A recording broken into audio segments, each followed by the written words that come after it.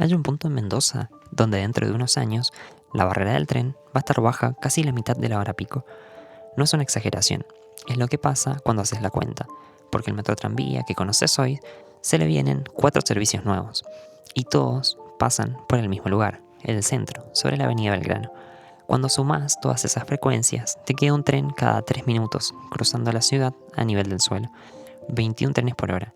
Y ahí aparece un problema que no se resuelve con más vías ni con mejores semáforos. Para que el metro tranvía funcione, en algún momento va a tener que desaparecer de la superficie. En este video te quiero mostrar 3 cosas. Primero, porque el metro tranvía tal como está hoy tiene fecha de vencimiento en el centro, y no es por falta de plata ni por falta de trenes, es por geometría pura. Segundo, cuál es la solución que se viene discutiendo: enterrar 2,5 kilómetros bajo Belgrano y elevar otros 2,5 en Godoy Cruz. No todo igual, cada tramo según lo que la ciudad necesite. Y tercero, ¿cuánto cuesta esto realmente? Con números, sin humo. Quédate hasta el final, porque el dato que más sorprende no es el del túnel, es porque conviene no enterrar todo. Empecemos por lo que tenemos hoy. El Metrotranvía de Mendoza pasa en hora pico cada 12 minutos. Ya hoy va lleno. Cualquiera que lo use a las 8 de la mañana sabe de lo que hablo. La gente se empuja para entrar. Ahora bien, Mendoza está construyendo el futuro de ese tren, y el futuro es que deje de ser una sola línea para convertirse en una red. Pensemos qué se viene. Está la extensión a Luján de Cuyo, 16 kilómetros nuevos hacia el sur, que abre antes del 2027. Está el tren de cercanías del este, aprobado en 2025, unos 35 kilómetros hacia Palmira. Está en carpeta el ramal hacia Chacras y más adelante, eventualmente, el Valle de Duco. ¿Y sabes qué tienen en común todos estos servicios? Que se interlinean. Es decir, no son líneas separadas, comparten el tronco central. Todos meten sus trenes en la misma vía que cruza el centro de la ciudad. Entonces, aparece la cuenta inevitable. Metrotranvía actual, un tren cada 12 minutos. Le sumas Luján, ya estás en uno cada 6. Le sumas Chacras y el Cercanías del Este, bajas un minuto cada tren. Y si algún día llega al Valle de Duco, todavía menos. Un tren cada 3 minutos, 21 trenes por hora cruzando Belgrano. Y eso sin contar que tal vez quieras mejorar la frecuencia del ramal original, que ya hoy va saturado. Ahora, traduzcamos eso a la calle. Cada vez que pasa un tren, la barrera baja unos 40 segundos antes y tarda en levantarse. Pongámosle 75 segundos por tren, que es conservador. Cuando hablo de barreras me refiero a los semáforos que tiene el metro tranvía. 21 trenes por hora por 75 segundos cada uno son 26 minutos.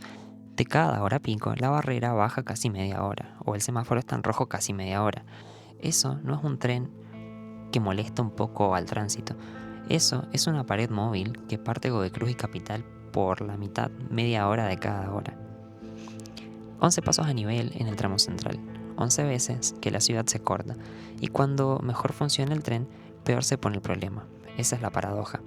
Porque acá hay una contradicción que hay que resolver. El éxito del metro tranvía es exactamente lo que lo vuelve insostenible en superficie. ¿Cómo se sale de esto? Acá viene lo interesante, porque la respuesta fácil sería: enterramos todo y listo. Pero enterrar es lo más caro que existe en el transporte, y no toda la traza necesita lo mismo. La clave del proyecto es justamente esa: tratar cada tramo según lo que pide. Mira el mapa, son 2 realidades distintas. En el centro, las vías van por el medio de la avenida Belgrano. Es una de las zonas más lindas y más densas de la ciudad. Acá no podés levantar un viaducto de hormigón por el medio de la avenida.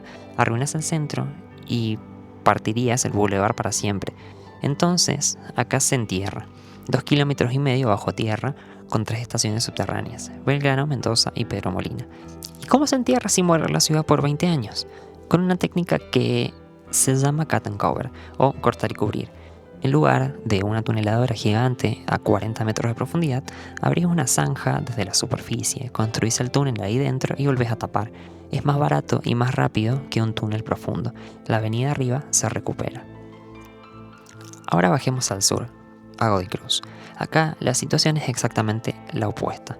Las vías no van por el medio de la avenida, van por detrás de las casas y los edificios por el fondo.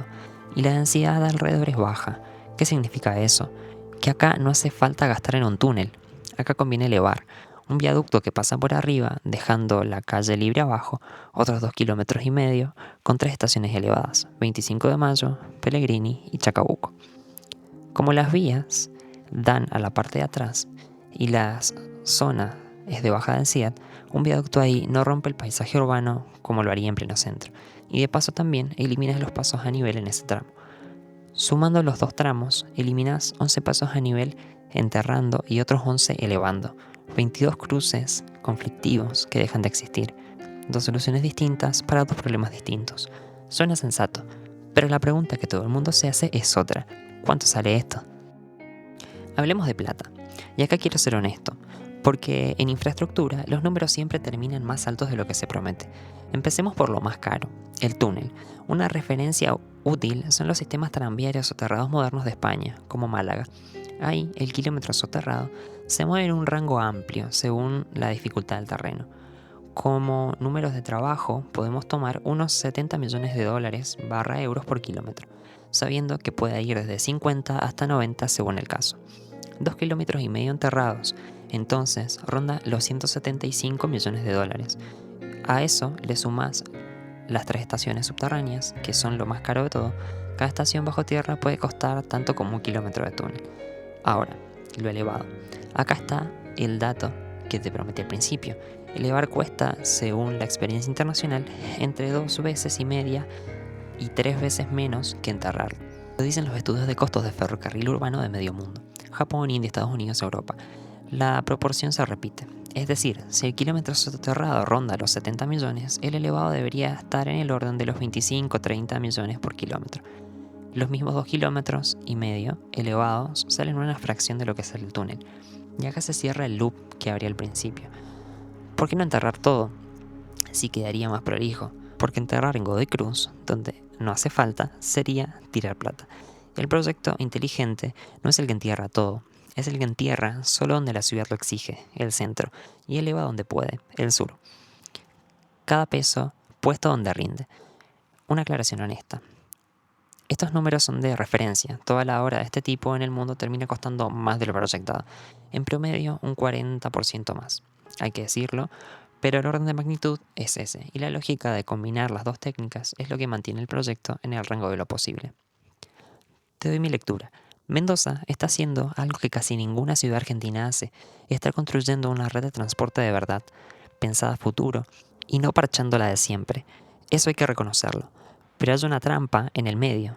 Toda esa red converge en un tronco central que hoy va por superficie, y si no lo resolves, ese cuello de botella, antes de que llegue toda esa frecuencia, te vas a encontrar con una red moderna que estrangula el centro de la ciudad. Soterrar y elevar no es un capricho de ingeniería ni un lujo, es la condición para que toda la inversión que ya se está haciendo tenga sentido. Es lo que separa una red que funciona de una que colapsa por su propio centro. Lo lógico sería empezar a planificar ese tronco ahora, mientras se construyen los ramales, no después cuando la barrera ya esté baja media hora y sea tarde. Vuelvo al principio. Un tren cada 3 minutos, la barrera baja media hora de cada hora. Esa es la Mendoza que viene si no se hace nada. Y la solución existe, está estudiada y cuesta lo que cuesta hacer las cosas bien una vez. Ahora, te quiero preguntar algo a vos. ¿Crees que Mendoza va a animarse a enterrar y elevar su tren a tiempo? ¿O lo va a dejar pasar cuando el centro ya esté cortado en dos? Déjamelo en los comentarios, que de esto se discute poco y se debería discutir más. Y si te interesó cómo se piensa el transporte de una ciudad, tengo otros videos donde desarmo este tema. Te dejo uno por acá.